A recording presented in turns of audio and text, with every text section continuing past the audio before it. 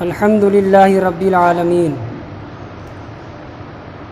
حمد الشاکرین والصلاة والسلام علی سید المرسلین محمد وعلی آلہ وصحابہ اجمعین، اما بعد فقد قال اللہ تبارک وتعالی فی القرآن المجید والفرقان الحمید۔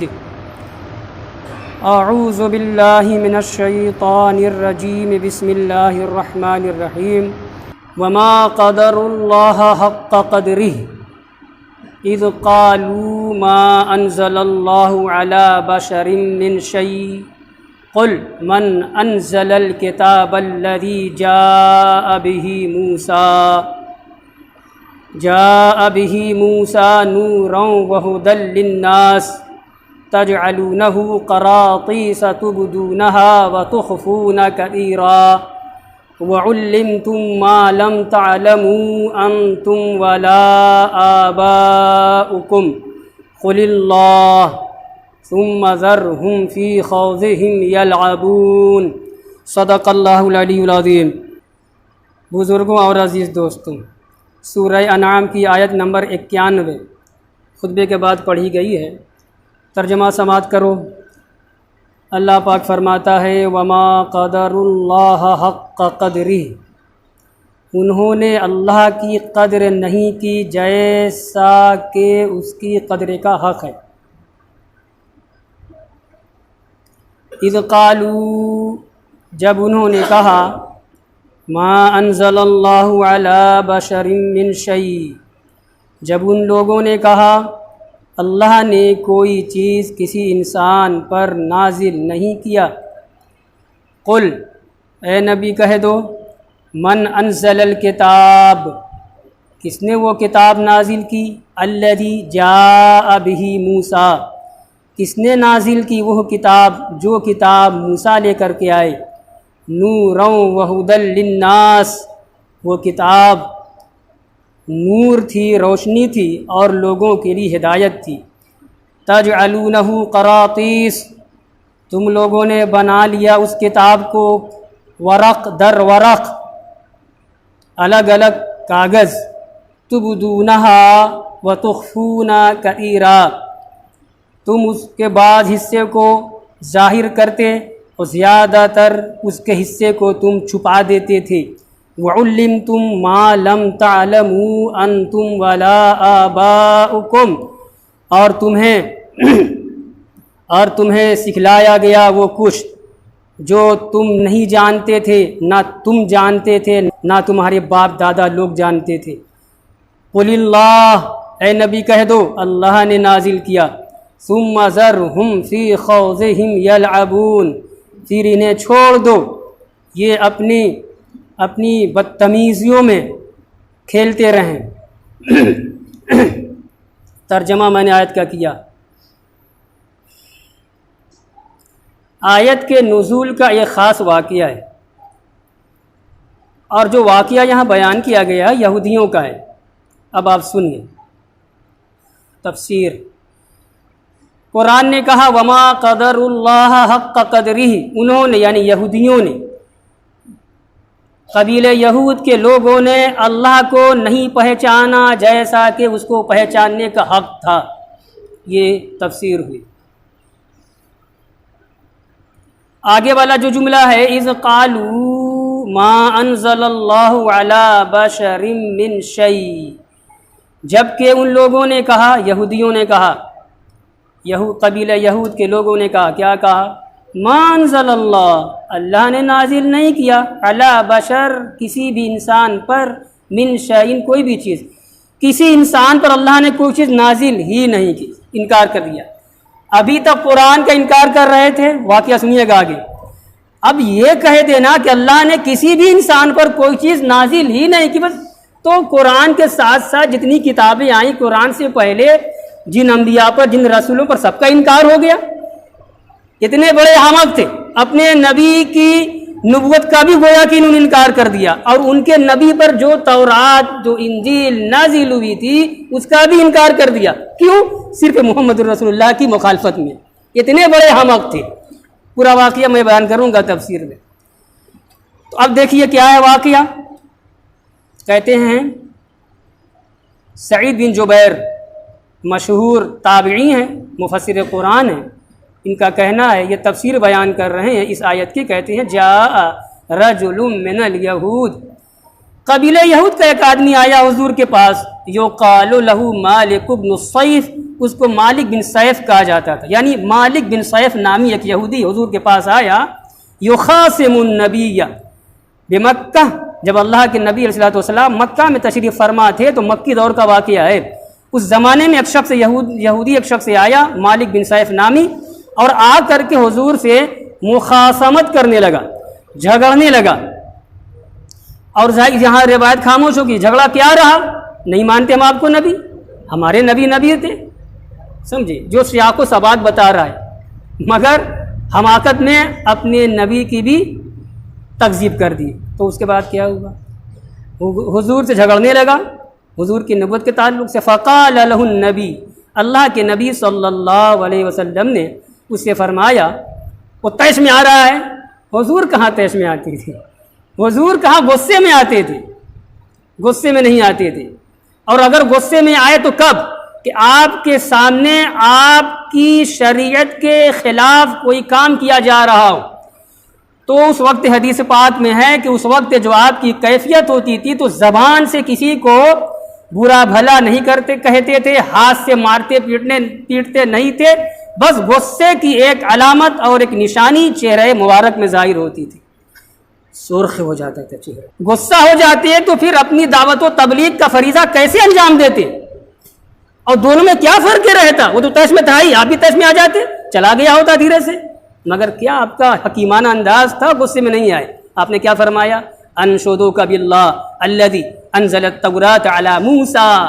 یہود ہو نا، یہود تو مانتے ہیں موسیٰ علیہ السلام کو.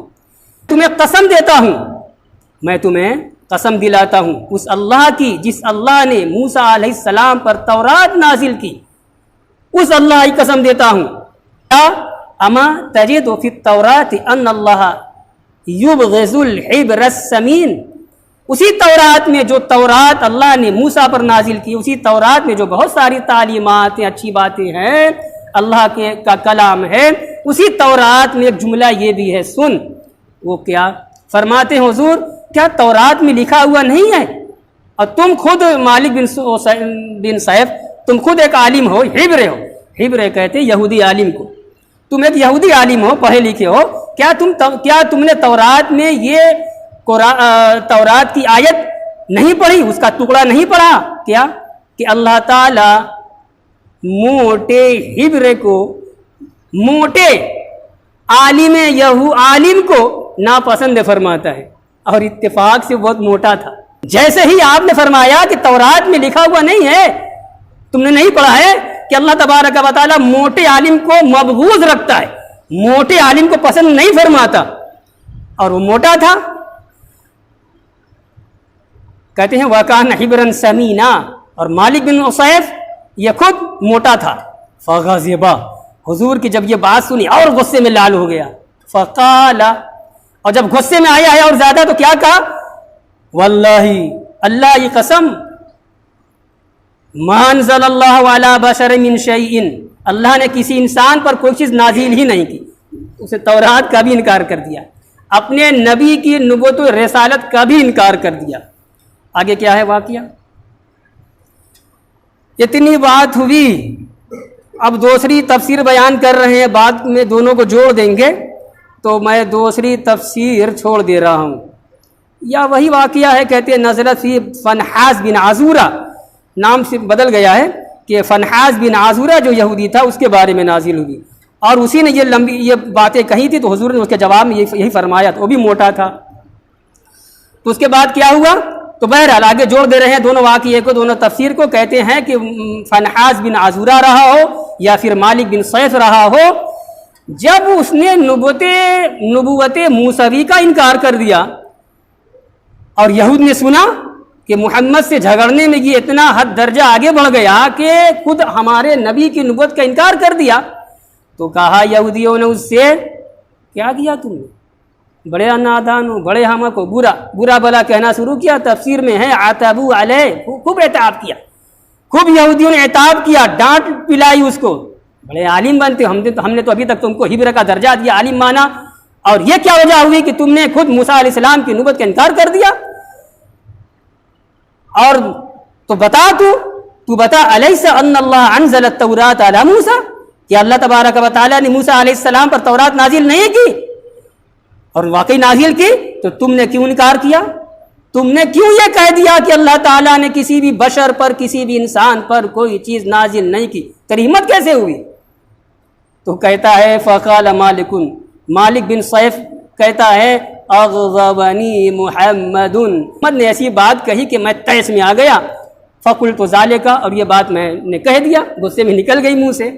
فقالوا له، تو یہودیوں نے اس سے کہا جب تم غصے میں آ کر کہ تم نے غیر حق بات کہی، حق کے علاوہ بھائی ناحق بات ہے، تو اب تم اس درجے پہ رہنے کے لائق نہیں ہو جو درجہ ہم لوگوں نے تمہیں دے دیا، یعنی اپنا پیشوا بنایا ہے مذہبی، انا دینی، اب تم یہاں سے پھوٹ جاؤ، ہٹ جاؤ، بھاگ جاؤ۔ کہتے ہیں فَنَزَعُوهُ مِنَ الْحِبْرِيَّةِ، حبریت کے مقام سے، یعنی ایک جو عالم کا درجہ تھا یہود کا، اس سے انہوں نے اس کو معزول کر دیا، اور بے عزت کر کے یہودیوں نے خود اس کو بھگا دیا۔ وَجَعَلُوا مَكَانَهُ كَعْبَ بْنِ الْأَشْرَفِ، اور اس کی جگہ پہ کعب بن اشرف یہودی عالم کو متعین کر دیا، جگہ دے دی۔ یہ پورا واقعہ ہو گیا۔ اب یہی قرآن کی آیت کہتے ہیں اذ قالوا، اب ترجمہ سمجھ میں آ گیا نا؟ قرآن کہتا ہے کہ یہودیوں نے اللہ کی قدر نہیں کی جیسا کہ اس کی قدر کا حق ہے، یعنی اللہ کو نہیں پہچانا جیسا کہ اللہ کو پہچاننے کا حق ہے۔ جبکہ انہوں نے کہا، یہودیوں نے کہا، اور خاص ایک واقعہ جڑ گیا، میں نے سمجھا دیا، کیا کہا کہ اللہ تعالیٰ نے کسی بشر پر، کسی انسان پر کوئی چیز نازل ہی نہیں کی۔ اے نبی ان سے پوچھو، ذرا ان سے کہو، پوچھو من انزل الکتاب الذی جاء بہ موسیٰ، وہ کتاب کس نے نازل کی جو کتاب لے کر کے موسیٰ علیہ السلام آئے، اور وہ کتاب سراپا نور تھی، روشنی تھی اور ہدایت تھی لوگوں کے واسطے۔ یہاں تک بات سمجھ میں آ گئی آپ کو؟ تفسیر ہو گئی، ترجمہ ہو گیا، واقعہ جوڑ دیا، سب ہو گیا۔ آگے کا ٹکڑا اسی آیت کا تجعلونہ قراطیس، یہود کو مخاطب بنا رہا ہے قرآن اللہ پاک۔ تجعلونہ، اے یہود، تم لوگ اس کتاب کو کاغذ کر دیتے تھے۔ سنیے اپنی زبان میں واقعہ سمجھا رہا ہوں۔ یہ کتاب ہے، بینڈنگ کی ہوئی ہے، سارے اوراق، سارے صفحات سب جڑے ہوئے ہیں، سل دیا گیا ہے۔ ساری کتاب دنیا کی ایسے ہی ہوتی ہے۔ اتنی بڑی مکار قوم یہود تھی کہ اپنی کتاب تورات کو یہ بینڈنگ نہیں کرائی تھی اس زمانے میں، بھائی جیسا بھی کاغذ رہا ہو، وہ کاغذ الگ الگ رکھتے تھے، اور کاغذ ورق صفحہ پیج الگ رکھنا ان کی مکاری تھی۔ کیا مکاری تھی؟ کہ جب مطلب والی آیت ہو، مطلب والا مفہوم ہو، مضمون ہو، ٹاپک ہو اپنے مطلب کا، تو وہ عوام کے سامنے لاتے تھے، اور جہاں مطلب کی نہیں ہے وہ صفحہ ہٹا دیتے تھے۔ دو بڑی مشہور مثالیں، ایک تو آیت الرجم میں، قرآن کا یہ اعلان ہے، آج بھی برقرار ہے، قیامت تک رہے گا، جہاں جہاں مسلم حکمراں ہیں، شریعت کا قانون نافذ ہے، وہ قانون آج بھی ہے۔ کیا؟ شادی شدہ مسلمان اگر حرام کاری کریں گے تو سزا کیا ہے؟ رجم ہے۔ سنسار ہے، سنسار کر دے گی حکومت اسلامی اس کو، ٹھیک ہے؟ تورات میں بھی یہی قانون تھا، کہ رجم ہو جائے، سنسار کر دو۔ تو کئی ایک واقعات ہوئے یہودی قبائل میں، شریف بڑے گھرانے کی لڑکی نے یا اس کے کسی فرد نے حرام کاری کی۔ اب کیا کریں؟ اب موٹی رقمیں یہ وصولتے تھے، یہ ہمارے یہود جو تھے، علماء یہود تھے، تو اب آیت رجم کو چھپا دیا، اور چھپانا بڑا آسان تھا، وہ پیج کو ہٹا دیا۔ اب آپ سوال کر سکتے ہو کہ مولانا صاحب یہ جو پیج در پیج، کاغذ در کاغذ، ورق در ورق، یہ بات آ نہیں رہی ہے۔ ارے یہ قرآن کا اعجاز ہے کہ مسلمان کا بچہ پڑھا ہوا ہوتا ہے، لاکھوں حفاظ قرآن ہیں، کروڑوں ناظر قرآن پڑھنے والے، قرآن کا اعجاز ہے۔ قوم یہود کا ہر فرد थोड़े को तौरात पढ़ता था, उन्हें क्या मालूम, उनके उलमा जो बतलाते थे वही वो जानते थे। तो ये मक्कारी करते थे। एक मिसाल हुई छुपाने की, और दूसरी मिसाल हुजूर मोहम्मद रसूलुल्लाह सल्लल्लाहु अलैहि वसल्लम के औसाफ करीमाना, आपकी खसलतें, आपकी अलामतें तौरात में लिखी हुई थी कि ऐस नबी आखिरुज़्ज़मा जो होगा, अल्लाह तबारक व तआला जिस पर नबूवत और रिसालत की मुहर लगा देगा, खत्म कर देगा सिलसिले नबूवत और रिसालत को, वो ज़ात मोहम्मद रसूलुल्लाह की होगी। नाम तक लिखा था, उनकी अलामतें ऐसी होंगी, उनकी पुश्त पर मुहर नबूवत होगी। जिस जगह उनका ज़हूर होगा वो संखलाक पहाड़ी का इलाका होगा, खजूरें बकसरत वहां पैदा होंगी, और वो सदका नहीं खाएगा, हदिया कबूल करेगा, खाएगा। ये सारी अलामतें लिखी हुई थी। चेहरा ऐसा होगा, रुखसार ऐसा होगा, सब लिखा हुआ था। तो उसको भी छुपाते थे। मैंने समझाने इसे पर समझाया कि तजअलूनहु करातीसा, हे यहूदियों, तुम लोग अपनी किताब तौरात को वरक दर वरक करते थे ना, तुबदूनहा व तुखफूना कसीरा, तुबदूनहा उसको जाहिर करते जो तुम्हारे मतलब की होती थी, व तुखफूना कसीरा और बहुत सारे उसके मज़ामीन को तुम छुपा देते थे अपनी आवाम से। ये हुआ तर्जमा, तफसीरी तर्जमा। आगे वउल्लिमतुम मा लम तालमू, और तुम्हें सिखलाया गया वो कुछ जिसको तुम नहीं जानते थे, ना तो तुम जानते थे और ना तुम्हारे बाप दादा लोग जानते थे। मुहम्मद रसूलुल्लाह के ज़माने के यहूद, तुम्हें सिखलाया जा रहा है ऐसा भी इल्म, यानी कुरान सिखलाया जा रहा है, कुरान नाजिल हो रहा है, वो तुम जो है उससे भी सीख रहे हो। तो कुरान के नाजिल होने से पहले ना तुम जानते थे कुरान और ना तुम्हारे बाप दादा, वो तो पहले ही गुजर गए, वो तो ना वाकिफ ही ना वाकिफ रहे। ये चलिए आगे बात हो गई।